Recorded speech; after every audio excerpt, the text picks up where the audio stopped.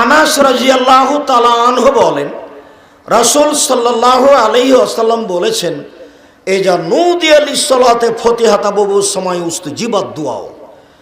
যখনই আজান দেওয়া হয় তখন আকাশের সব দরজা খুলে দেওয়া হয়। আজান দেওয়ার সাথে সাথে সব দরজা খুলে গেছে। এখন যা বলা হবে সেটাই গ্রহণ করা হবে, যা বলা হবে সেটাই গ্রহণ করা হবে। একজন সাহাবী বলছেন, আল্লাহর নবী, ইন্নাল মুয়াজ্জিনিনা ইয়াফজুলুনা, যারা আজান দিচ্ছে তারাই তো সব নেকি লুটে নিল, তা আমাদের কি হবে?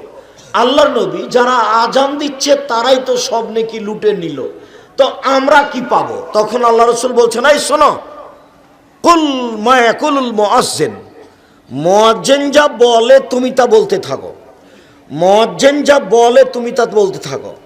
আজান যখন শেষ হয়ে যাবে, ফাইজান তাহাইতা, যখন আজান শেষ হবে, সাল তুতা, এখন চাও যা চাইবে তাই দেওয়া হবে, চাও যা চাইবে তাই দেওয়া হবে।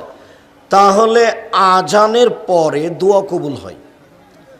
রাসূল সাল্লাল্লাহু আলাইহি সাল্লাম বলেন, লা ইউরাদ্দু দুআ বাইনাল আযান ওয়াল ইকামা, আজান একামাতের মাঝে দোয়া ফেরত দেওয়া হয় না, আজান একামাতের মাঝে দোয়া ফেরত দেওয়া হয় না, আজান একামাতের মাঝে দোয়া ফেরত দেওয়া হয় না।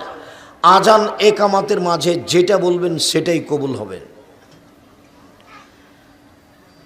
আন্না রাজুলান আন্না রাসূলুল্লাহ সাল্লাল্লাহু আলাইহি ওয়াসাল্লাম সামিয়া রাজুলান, আল্লাহর নবী একটা লোককে দোয়া পড়তে দেখলেন। লোকটা বলছে, আল্লাহুম্মা ইন্না নাসআলুকা বিআন্নাকা আনতাল্লাহ লা ইলাহা ইল্লা আনতাল আহাদুস সামাদুল্লাযী লাম ইয়ালিদ ওয়া লাম ইউলাদ ওয়া লাম ইয়াকুল লাহু কুফুয়ান আহাদ। এই পর্যন্ত পড়তেই আল্লাহ নবী বলছেন, শোনো শোনো শোনো শোনো শোনো, দা বিসমিহিল আযম, এই লোকটা ইসমে আজম দিয়ে দোয়া করেছে, এই লোকটা ইসমে আজম দিয়ে দোয়া করেছে।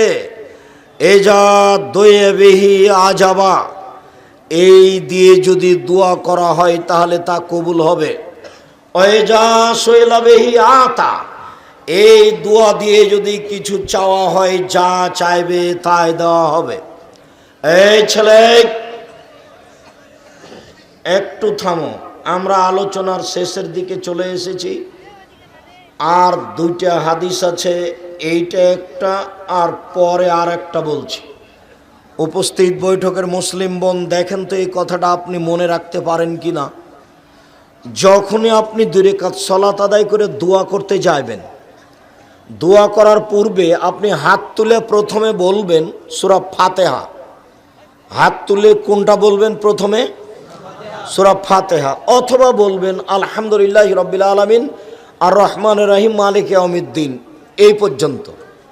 এরপরে আপনি বলবেন, আল্লাহুম্মা ইন্না নাসআলুকা বিআন্নাকা আনতাল্লাহ লা ইলাহা ইল্লা আনতাল আহাদুস সামাদুল্লাযী লাম ইয়ালিদ ওয়া লাম ইউলাদ ওয়া লাম ইয়াকুল লাহু কুফুয়ান আহাদ। এরপরে দুরুদে ইব্রাহিম।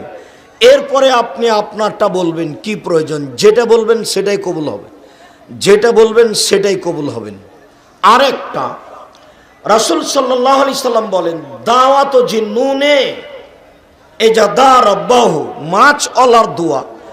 যখন ইউনূস আলাইহিস সালাম মাছের পেটে দোয়া করলেন, মাছ আল্লাহর দোয়া, যখন ইউনূস আলাইহিস সালাম মাছের পেটে বললেন, তিনি বললেন, লা ইলাহা ইল্লা আনতা সুবহানাকা ইন্নী কুনতু মিনাজ জালিমিন। আল্লাহ রাসূল বলছেন, যে কোনো মানুষ যে কোনো বিপদে, যে কোনো পুরুষ নারী যে কোনো বিপদে যদি এই দোয়াটা পড়ে, তাহলে যে কোনো ব্যাপারে তার দোয়া কবুল হবে। এইটা আপনি আগে বলবেন, তারপর আপনি আপনার প্রয়োজনটা বলবেন, ইনশাল্লাহ কবুল হবে, এই কথা মুহাম্মদ সাল্লাল্লাহু আলাইহি সাল্লাম বলেন। তবে সূর্য ঢোলার পরপরই, একেবারেই সূর্য ঢলে গেছে, আজান দিবে জোহরের, এই সময়ে তাড়াহুড়া করে সুন্দর করে ওযু করে 4 রাকাত সালাত আদায় করে বলবেন, জোহরের পরে যা বলবেন সেটাই কবুল হবে, যা বলবেন সেটাই কবুল হবে। তবে সাধারণত বোঝা যাচ্ছে যে রাতের 3 ভাগের 2 ভাগ পার হওয়ার পরে বললে বেশি কবুল হবে। রাতের 3 ভাগের 2 ভাগ পার হওয়ার পরে বললে বেশি কবুল হবে। রাসূল সাল্লাল্লাহু আলাইহি সাল্লাম বলছেন, ইন্না মিল লাইলি লাসাআতান, নিশ্চয় রাতে একটা সময় রয়েছে, লা ইউফিকুহা আব্দুল মুসলিম, যে কোনো পুরুষ যে কোনো নারী ওই সময়ে আল্লাহকে কিছু বলে, যা বলে তাই কবুল হবে।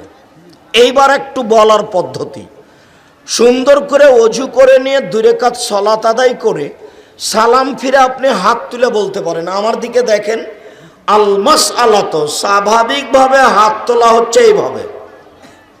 আপনারা মুসলিম বোন দেখতে পাচ্ছেন কি? স্বাভাবিক হাত তোলা হলো এইটা। আর ইস্তেগাসা মানে আরো বেশি বিনয়ের সাথে বলছেন এটা এইটা। আর যদি খুব বিনয়ের সাথে বলেন ইবতেহাল, দেওয়াই লাগবে, এখনই দিতে হবে, তাহলে এইভাবে।